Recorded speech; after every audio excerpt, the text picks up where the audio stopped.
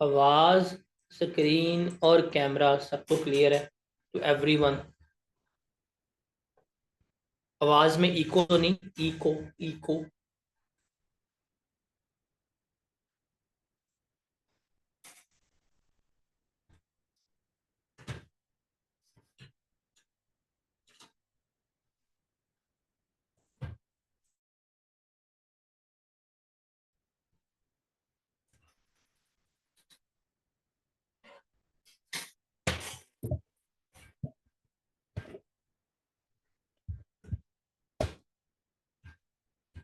अच्छा जी, यहाँ तक हमने कल डिस्कस आउट किया था। अब आगे चलते हैं।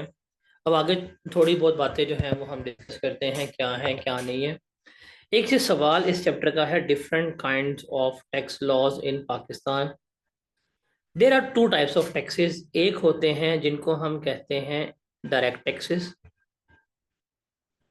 दूसरे होते हैं जिनको हम कहते हैं इन डायरेक्ट टैक्सेस। जी दोस्तों, क्या जानते हैं डायरेक्ट टैक्स और इनडायरेक्ट टैक्स के बारे में? आप बताएंगे जरा। What do you know about direct tax and indirect tax? Anyone, any volunteer? Direct tax वो है जिसके अंदर जो है ना, सच है, जिसमें इनकम टैक्स है, जिसमें हम डायरेक्टली जो है ना ए स्लैब रेट इम्पोज होता है और हम टैक्स पे करते हैं। इनडायरेक्ट टैक्स वो है जिसमें हम चीज़ें गुड्स बाय करते हैं, जैसे सेल टैक्स हो गया, एक्साइज ड्यूटी हो गया। तो ये जो है ना इनडायरेक्ट टैक्स है। जो हम डायरेक्ट, जो थर्ड पार्टी पे करे वो हमारा से इनडायरेक्ट टैक्स होगा। जो डायरेक्टली हम पे करें एफबीआर को, हमारा डायरेक्ट टैक्स होगा। और कोई बच्चा? और कोई बच्चा बताएं डायरेक्ट टैक्स और इनडायरेक्ट टैक्स के बारे में। एनीवन? जैसे शाबाश, बोले बोले। भाई जुम्मे के बाद सारे सो गए हो? सर इनडायरेक्ट टैक्स वो होते हैं जो हम एज अ कमोडिटी भी पे कर रहे होते हैं। फॉर एग्जांपल, अगर हम किसी व्यक्ति से कोई कमोडिटी परचेज करते हैं तो उस पर भी टैक्स लगता है, जो विद होल्डिंग टैक्स हम कह सकते हैं, जिसको मीन्स कि ये इनडायरेक्ट टैक्स होते हैं जो हम गवर्नमेंट को दे रहे होते हैं इनडायरेक्टली।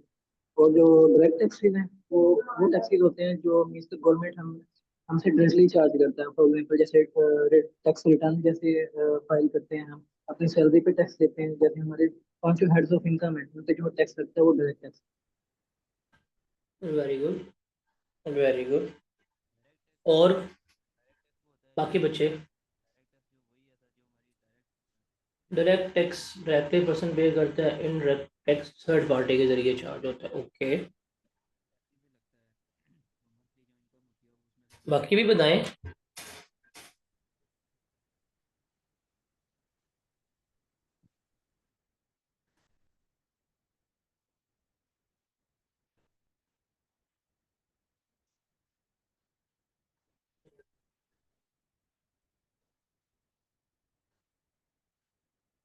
और कोई बच्चा जो माइक ऑन करके बोलना चाहे, बताएं डायरेक्ट टैक्स और इनडायरेक्ट टैक्स के बारे में क्या जानते हैं।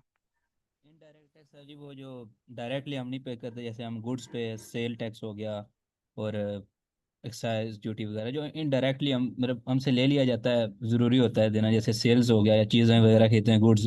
और डायरेक्ट टैक्स वो होता है जैसे हमारी इनकम में से टैक्स काटा जाता है, और प्रॉपर्टी वगैरह को बाय करें उसका टैक्स होता है, या जो गाड़ियाँ वगैरह इस तरह वो डायरेक्ट टैक्स में आ जाती हैं। Very good.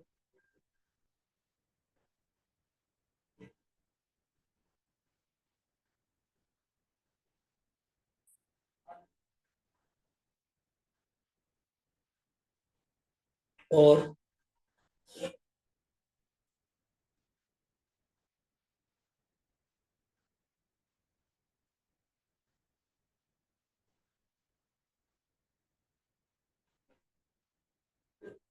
और जुम्मे को वैसे आप लोगों का पढ़ने का मूड नहीं होता मुझे लग रहा है। फ्राइडे को ना नॉन पढ़ाई डे हम डिक्लेयर कर देते हैं कि नहीं? ये जुम्मा पढ़ के आगे थके होते हैं।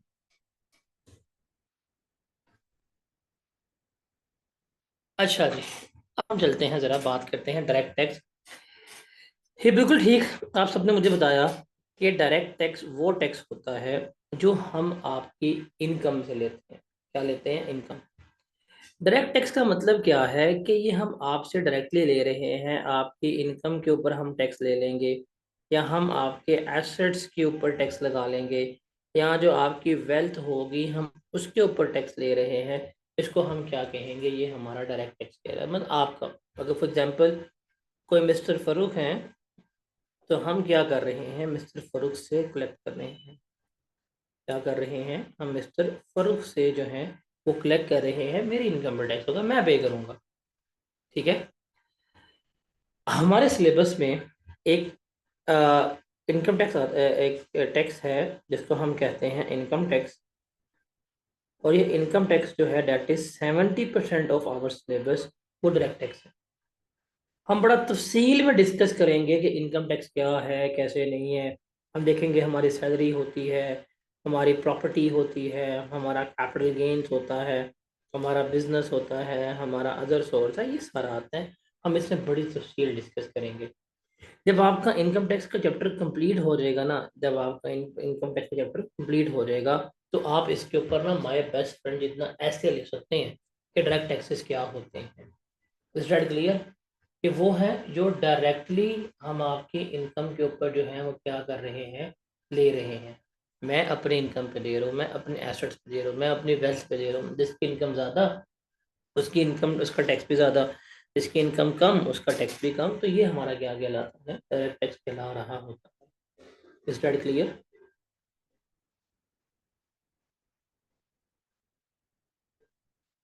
अच्छा जी, हमने बात की थी, ये एक स्ट्रीट वेंडर है, मतलब जो गलियों में हॉकर्स आते हैं वो है, एक बार्बर है, एक छोटा दुकानदार बैठा हुआ है। क्या हम इनसे इनकी इनकम के ऊपर टैक्स ले सकते हैं? खुद बताएं कि जो गली मोहल्ले में छोटे छोटे दुकानदार बैठे हुए हैं, क्या हम इनसे इनकी इनकम पर टैक्स ले सकते हैं? वो ये तो भाई कभी भी हमें अपने इनकम पर टैक्स बताएंगे नहीं। ये प्रॉब्लम है हमारे मुल्क का, कि हमारे मुल्क में, हमारे कंट्री में जो हमने बात की थी, जो कैश बेस्ड इकॉनमी है, वो तो बहुत ज़्यादा है, वो बहुत बड़ी है, बहुत ज़्यादा पैसा लोग इसमें कमाते हैं। हम जाके पूछें जी तुमने कितने पैसे कमाए, कि सर जी मैं तो मर गया हूँ, मैं तो बेरोजगार हूँ, पैसे नहीं है, ये नहीं है, वो नहीं है। जैसे फॉर एग्जांपल, एक अगर भिखारी भी है, भिखारी भी पैसे कमा रहा है, भिखारी के पैसे हैं, आप उस पर उसकी इनकम पर टैक्स नहीं ले सकते। तो क्या करेंगे, आप इनसे इनडायरेक्ट टैक्सेस लेंगे कि भाई तुम पैसे कमा रहे हो, तुम जाके ये पैसा क्या करोगे, तुम जाके ये पैसा स्पेंड करोगे। तुम क्या करोगे, जाके ये पैसा स्पेंड करोगे, खर्च करोगे। जब तुम खर्च करोगे, सेल करोगे, परचेज करोगे, जो इनडायरेक्टली तुमसे निकलवाया जाएगा, उसको हम क्या कहेंगे, इनडायरेक्ट टैक्स कहेंगे। हमारे सिलेबस का 30% एरिया जो है वो इनडायरेक्ट टैक्स के ऊपर है। इसमें हम पढ़ते हैं सेल्स टैक्स क्या है, किस तरह से कैलकुलेट होता है। ये 2 अक्टूबर से हम सेल्स टैक्स स्टार्ट करेंगे, तो आपको बड़ा तफसील जो है चलेगी पता कि इनडायरेक्ट टैक्स क्या है। तो डायरेक्ट टैक्स क्या है, जो डायरेक्टली आपकी इनकम आपके एसेट्स पे ले रहे हैं। इनडायरेक्ट टैक्स क्या है, जो हम आपके एक्सपेंसेस से निकलवा रहे हैं, आपके खर्चों से आपसे ले रहे हैं, उसको हम क्या कहते हैं, इनडायरेक्ट टैक्स कहते हैं। इसकी बेस्ट एग्जांपल सेल्स टैक्स है, इसकी बेस्ट एग्जांपल जो है वो हमारा इनकम टैक्स है। Is that clear?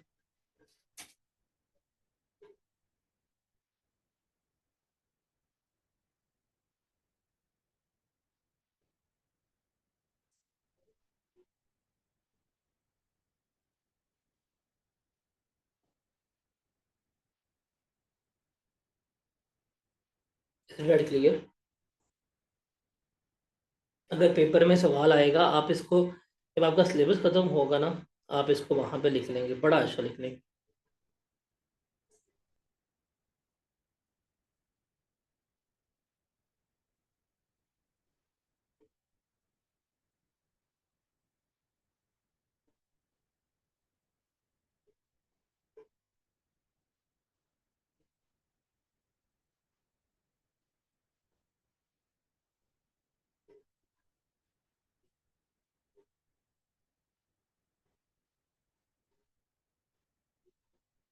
ये आप जब हो जाएगा आपका कंप्लीट, आप इसके ऊपर बड़ी तफसील जो है वो लिख सकते हैं, क्या है और क्या नहीं है।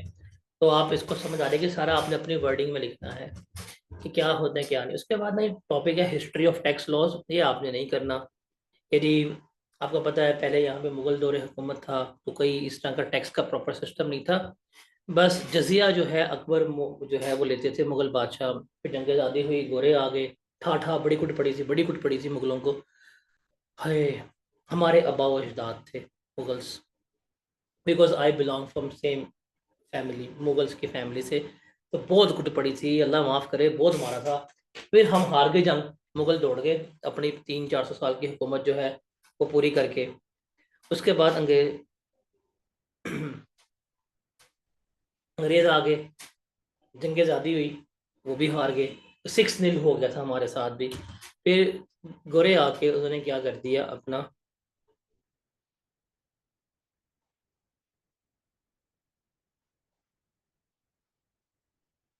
हाँ, जो मलका बरतानिया थी जो यूके में बैठी हुई थी, उनका डेफिसिट खत्म करने के लिए ब्रिटिश एम्पायर को उन्होंने यहाँ पे क्या कर दिया, पहला इनकम टैक्स एक्ट लगाया 1860 में। मैं इसका जवाब नहीं दूंगा, हाफिज साहब को कुछ नहीं कहना। हाफिज साहब इज अ क्यूटी। अभी वो ट्रम्प से मुलाकात करके हैं तो अब तो बिल्कुल भी कुछ नहीं कहना, ट्रम्प भी आउट ऑफ सिलेबस आ गया। हाफिज साहब से एक बंदे ने हुकूमत की बात की थी, आपको पता है वो आजकल कहाँ पाया जाता है, तो हाँ, हाफिज साहब इज अ क्यूटी। तो फिर 1865 में 1860 के एक्ट को हमने चेंज करा दिया। 1886 में इन्होंने क्या किया, फिर गौरव ने जो है वो जो ट्रेडर्स थे कुछ सूबों के, उनके ऊपर जनरल इनकम टैक्स लगा दिया। फिर वर्ल्ड वॉर 1 हो गई, जो सल्तनत उस्मानिया थी उनको बड़ी फेंटी पड़ी, ऑटोमन एम्पायर तोड़ दिया, हिटलर सबके पंगे पंगे पड़ गए। तो उसके बाद फिर ये हुए। फिर 1917 में इन्होंने सुपर टैक्स एक्ट लगाया उन कंपनीज के ऊपर जिनका अनअप्रोप्रिएटेड प्रॉफिट मतलब रिटेन्ड अर्निंग उस जमाने में 50,000 थी। उसके ऊपर क्या लगा दिया इन्होंने, सुपर टैक्स एक्ट जो है वो लगा दिया। उसके बाद 18 में वॉर अमेंडमेंट्स हुई, 20 में उस 71 एक्ट को चेंज किया, 22 में जो है उन्होंने सुपर टैक्स एक्ट को और इनकम टैक्स को कंबाइन करके 1922 कर दिया। इनकम टैक्स 1922 हो गया। फिर 47 हो गया, 47 पे हम पाकिस्तान हमारा आ गया।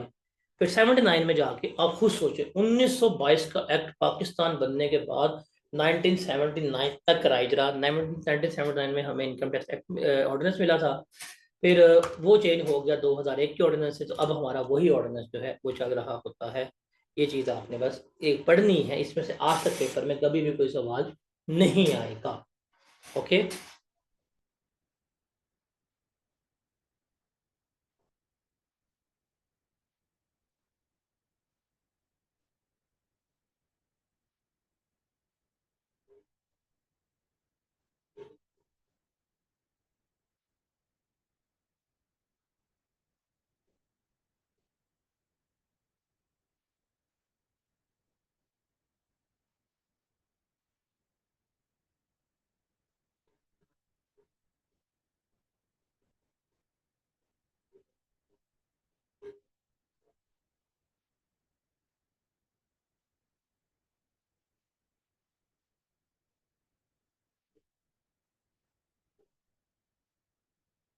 हाँ भाई, क्लियर है ये।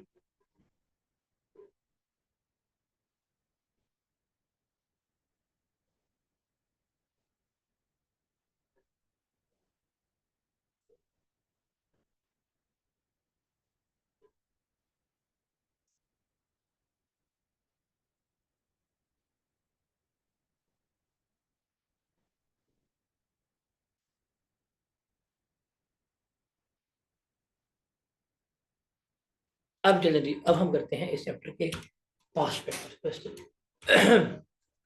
पहला सवाल है ऑटम 2014 में आया था। The primary objective of taxation system is to collect revenue, you are required to list the other objectives non revenue objective which a taxation system can achieve. ये सवाल आप लोगों को आता है, बताएं।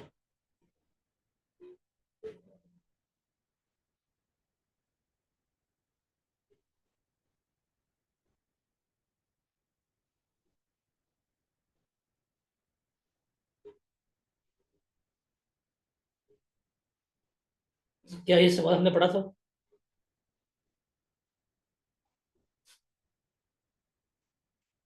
अगला सवाल स्प्रिंग 15 का, State any 5 ways through which taxes can be used for development of a country. ये सवाल हमें आता है, डेवलपमेंटल ऑब्जेक्टिव्स जो हमने पढ़े थे, बताएं।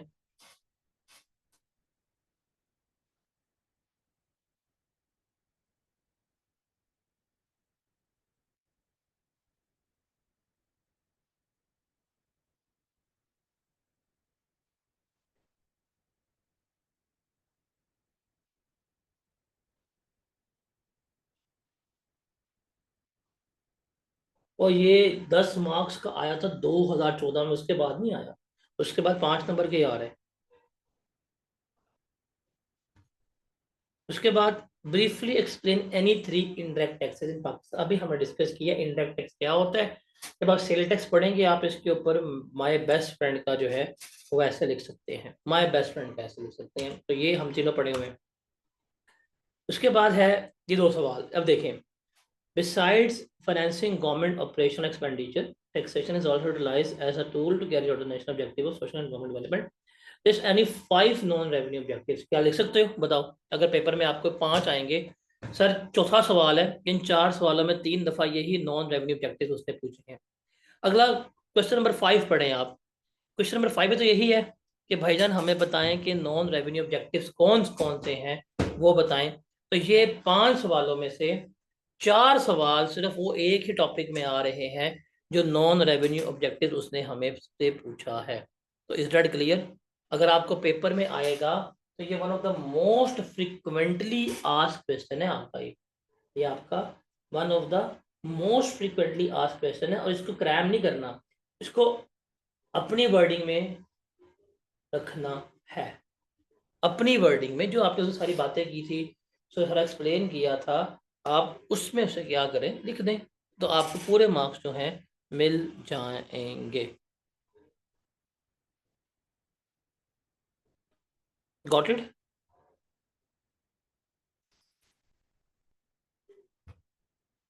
भाई उसने नॉन रेवेन्यू पूछा है तो नॉन रेवेन्यू ऑब्जेक्टिव लिखने हैं ना।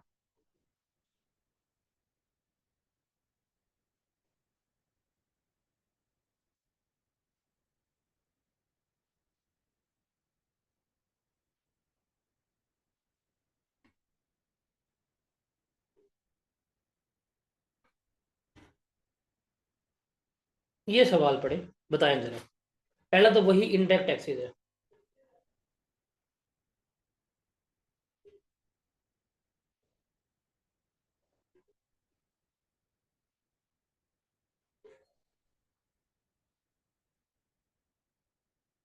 आपके सामने छोटा सवाल है, आउट ऑफ 18 पे आ गए। पहला तो है इनडायरेक्ट टैक्सेस, बताएं कौन से, ये तो हम लिख देंगे सेल टैक्स वगैरह, ये आपके इनडायरेक्ट टैक्सेस होते हैं। अब देखिए ये सवाल इस तरह का आता है आपको, सवाल है 6 नंबर का। State any one objective of tax loss in each of the following cases. कि भाई ये केस है, बताएं क्या ऑब्जेक्टिव होगा। सबसे पहले है high tax on high income. हम जिसकी इनकम ज्यादा है उससे हम टैक्स क्यों लगा रहे हैं ज्यादा? तो बड़ी सिंपल सी बात है, ताकि फेयर डिस्ट्रीब्यूशन ऑफ वेल्थ हो जाए, तो इसके लिए टैक्स लगा रहे हैं, ऐसे है ना। उसके बाद higher tax rate on import of goods. हम लग्जरी गुड्स पर टैक्स क्यों लगाते हैं? ताकि इम्पोर्ट्स कम हो, लोकल इंडस्ट्री को प्रमोट करने के लिए ये लगाते हैं। Tax credits on donation to approve institution. Credits हम देते हैं ताकि लाके मजीद लोग जो हैं इसमें अपनी इन्वेस्टमेंट्स करें, लोग मजीद डोनेट करें। तो उसको प्रमोट करने के लिए हम क्या देते हैं, हम अपने टैक्स क्रेडिट्स जो हैं वो दे रहे होते हैं। तो टू प्रमोट डोनेशन इसमें आ जाएगी, टू प्रमोट वेलफेयर आ जाएगी। फिर tax credits on investments, investments को प्रमोट करने के लिए। Creation of tax free zones, क्या अचीव करना है हमने? टैक्स फ्री जोन से क्या अचीव करना है बताएं, हमने बड़ा तफसील डिस्कस की चीज पे। सर टैक्स फ्री जोन से उस एरिया को डेवलप करना है और डेवलपमेंट इंडस्ट्री को of development of area. Under develop area, very good. Development of under develop area, ये हमने डिस्कस किया था। उसके बाद है tax on income of individual and companies, बताएं।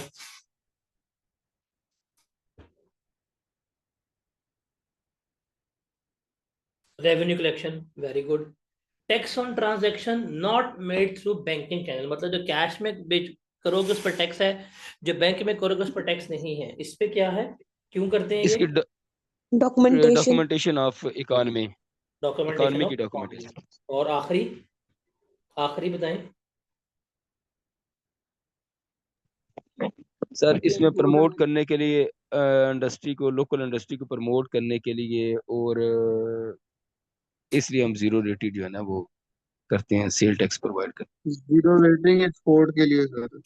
देखिए, इसका मतलब होता है जीरो रेटिंग का कि 0% टैक्स अगर आप गुड्स क्या करेंगी, एक्सपोर्ट्स करेंगे। तो एक्सपोर्ट्स को प्रमोट करने के लिए हम लेके चल रहे हैं। Got it?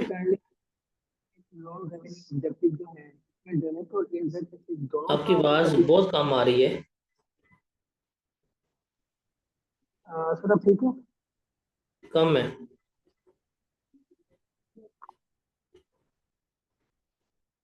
दोबारा बोले।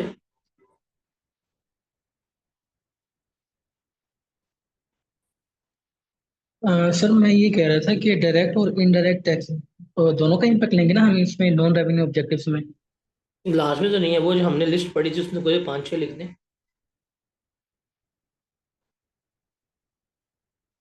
सर नॉन रेवेन्यू में सेकेंडरी और प्राइमरी दोनों लिखने होंगे। वो जो प्राइमरी है वो रेवेन्यू बेस्ड थे, कलेक्शन ऑफ रेवेन्यू, वो दूसरे वाले लिखेंगे।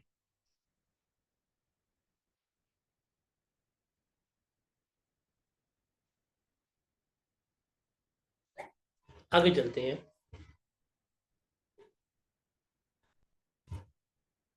बताएं, ये सवाल क्या डिस्कस किए? हैं।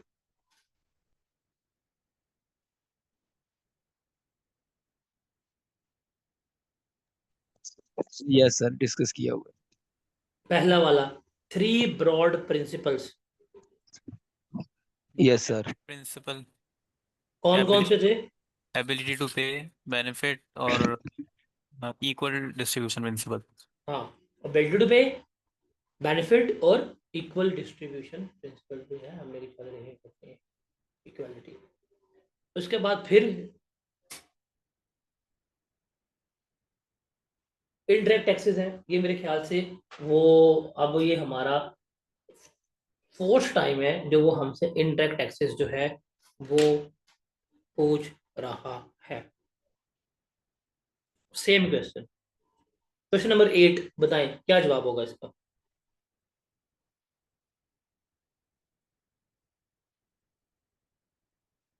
Tax as mean for development, वही लिखना है।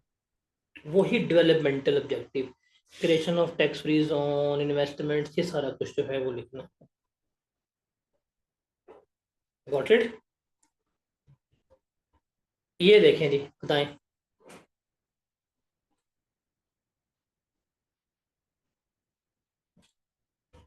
बताएं बताएं, शाबाश।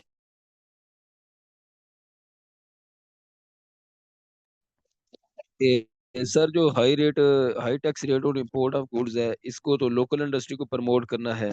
Zero rating under sale tax, ये भी लोकल इंडस्ट्री को प्रमोट करना है। डिक्रीज इन सेल टैक्स रेट, ये भी लोकल इंडस्ट्री को प्रमोट करना है। ओए, हर शायद एक नहीं करनी भाई। High tax on import of goods में ठीक है, लोकल इंडस्ट्री को प्रोटेक्ट करने के लिए हो गया। इसका इम्पैक्ट अभी पढ़ के आए हैं, एक्सपोर्ट्स एक्सपोर्ट को को प्रमोट प्रमोट करने करने के लिए। Decrease in sales tax rates, ये आप लिखेंगे कि जी इनडायरेक्ट टैक्स को कम करने के लिए, सेल्स को बढ़ाने के लिए है।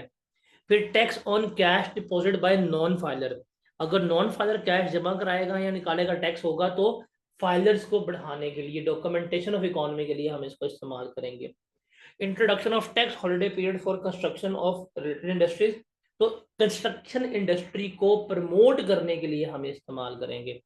High tax rate on interest income, savings को डिस्करेज करने के लिए, सूद को डिस्करेज करने के लिए ये गवर्नमेंट कर रही होती है। Decrease in tax rate for online sales, ताकि मजीद ई कॉमर्स जो है बढ़े। Tax credit to person for employing fresh graduates, क्या जो एम्प्लॉयमेंटशिप अपॉर्चुनिटीज है उनको बढ़ाने के लिए। High tax rate on luxury items, fair distribution of wealth के लिए। Allow expenditure on research and development, research and development को प्रमोट करने के लिए हम इसको लेकर चल रहे होते हैं। क्वेश्चन, बोले बोले। सर ये नॉन फाइलर पे टैक्स ज्यादा क्यों लगाते हैं और फाइलर ताकि जो है लोग उस पे? आए, ताकि लोग आए, रिटर्न्स फाइल करें, हमें अपनी इनकम डिक्लेयर करें, दैट्स व्हाई।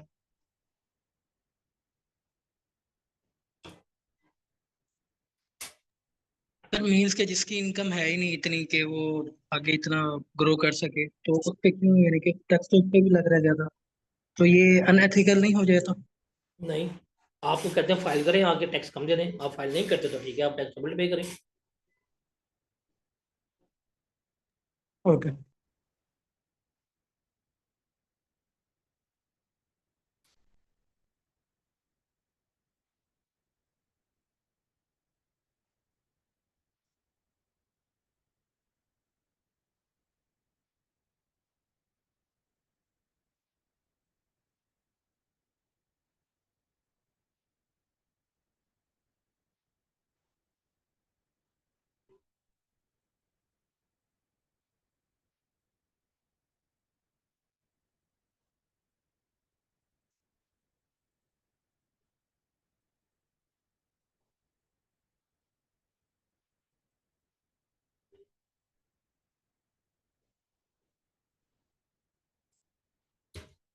सर यहाँ पे ये एक और सवाल है, 4 नॉन रेवेन्यू ऑब्जेक्टिव्स सेम है, principles of sound tax system, administrative feasibility, consistency और compatibility of economic goals, fiscal adequacy, equality और थ्योरेटिकल जस्टिस।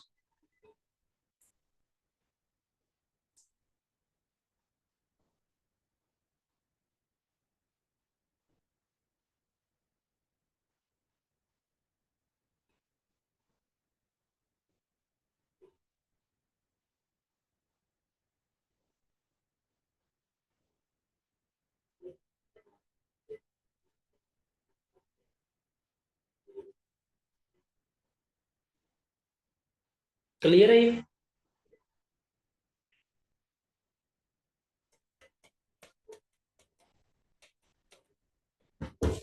यहाँ पे हमारा चैप्टर जो है वो खत्म होता है विद ऑल पास पेपर्स। इसका टेस्ट होगा 1 अक्टूबर को, 1 अक्टूबर को आप इसका टेस्ट जो है वो देंगे। मैं आपको भी एक और चैप्टर और कराऊंगा 2 दिनों में, तो 2 चैप्टर्स का हम कंबाइंड टेस्ट लेंगे 1 अक्टूबर को, और 2 अक्टूबर से हम स्टार्ट करेंगे अपना सेल्स टैक्स। फिर हम उसको सेल टैक्स खत्म करेंगे रिजल्ट से पहले पहले, फिर हम मूव करेंगे अपना इनकम टैक्स के ऊपर। तो आपका टेस्ट डेट है 1 अक्टूबर। तो एक चैप्टर आपका खत्म हो गया है। मुझे लग रहा है मेरी स्पीड थोड़ी स्लो है, स्लो है कि फास्ट है, आप बताएं। अभी चूंकि मेरे ऑफिस में काम हो रहा है, अभी जो एलोकेटेड टाइम है वो हम टाइम भी प्रॉपर 1.25 घंटे नहीं दे पा रहे। अभी भी बाहर बंदा खड़ा है कि उससे मेरा पंखा जो है चेंज करना है, मैंने कहा क्लास खत्म कर लो फिर चेंज करना। तो 1.25 घंटे तो हमारी क्लास का टाइम है। देखिए फिर आपको बताता हूँ आपका सिलेबस नवंबर दिसंबर के एंड तक नहीं, दिसंबर के मिड में ख़त्म कर दूंगा मैं एक दफ़ा। फिर मतलब दिसंबर के एंड पे हम स्टार्ट करेंगे सेल्स टैक्स से। तो 1 अक्टूबर को आपका टेस्ट होगा ये वाले चैप्टर का, और जो हम मंडे को नेक्स्ट चैप्टर स्टार्ट करेंगे उसका भी होगा। एथिक्स को हम डिस्कस करेंगे कॉन्स्टिट्यूशन। तो कॉन्स्टिट्यूशन डिस्कस करके फिर हम उसका टेस्ट जो है वो लेंगे इसका और कॉन्स्टिट्यूशन का। एथिक्स जो है वो हम सबसे एंड पे डिस्कस करेंगे, बिकॉज वो चैप्टर जो है थोड़ा सा उसमें बोरिंग चैप्टर है, वो हम एंड पे डिस्कस करेंगे। तो 2 अक्टूबर से हमने सेल्स टैक्स स्टार्ट करना है। You will enjoy that. ठीक है जी, कल ऑफ है, कल का सैटरडे ऑफ है, पहला सैटरडे, लेकिन अब उससे ऑनवर्ड्स तमाम जो हमारे सैटरडेज हैं वो ऑन रहेंगे। ये चीज़ आपने याद रखनी है।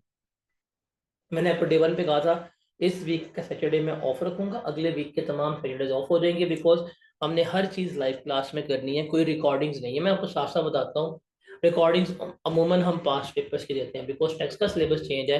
अब जितने भी पास्ट पेपर हैं वो सारे आउटडेटेड हैं, तो वो तो नहीं हो सकते, तो हमने सारे पास्ट पेपर भी लाइव करने हैं, इसलिए हम सैटरडेज जो है वो इसके ऑन रखेंगे। ठीक है, excuse December me. December and तक आपका 1 टाइम कोर्स कंप्लीट हो जाएगा। दिसंबर के बाद फिर मैं आपको सेकंड टाइम जो है सेल टेस्ट करूंगा। मैंने आपको 2 दफ़ा सेल टेस्ट जो है वो करवाना है। जी बोलें। सर ये ग्रुप में जो है ना चैटिंग बहुत ज्यादा बढ़ गई है, तो मीन्स के जो रेलिवेंट क्वेश्चन है वो नहीं आता ज्यादा। मीन्स के अच्छा, इमोजीज और ये सारी चीजें जो है ये कुछ ज्यादा होती हैं, तो नहीं देख सकते। मीन्स के कुछ चले, पेंडिंग्स हैं लेक्चर्स, तो चैट स्क्रॉल करते करते मीन्स की इतनी वो है ह्यूज में कि ये थोड़ा सा करें जरा, इनको कंट्रोल करें। चलिए इसको कर लेंगे। आप लोगों को वैसे भी एलएमएस मिल गया होगा, लेक्चर्स वहाँ पे अपलोड हो रहे हैं, वहाँ देख लीजिएगा। वैसे इनको मना करते हैं कि एक ना आपका अनऑफिशियल ग्रुप बना देते हैं, जिसने बातचीत करनी है वहाँ जाके कर ले अनऑफिशियल ग्रुप में, और इसको हम स्टडी ओरिएंटेड रखते हैं। तो सारे बच्चे अनऑफिशियल ज्वाइन कर लें, और ये वाला ग्रुप जो है हम से रखेंगे स्टडी ओरिएंटेड। वहाँ पे जो कम्युनिकेशन है, जो समझना है वो वहाँ पे डिस्कस कर लें। क्या कहते हैं? जी सर, ऐसे ठीक है। और इसको हम रखेंगे सिर्फ टू द पॉइंट स्पेसिफिक।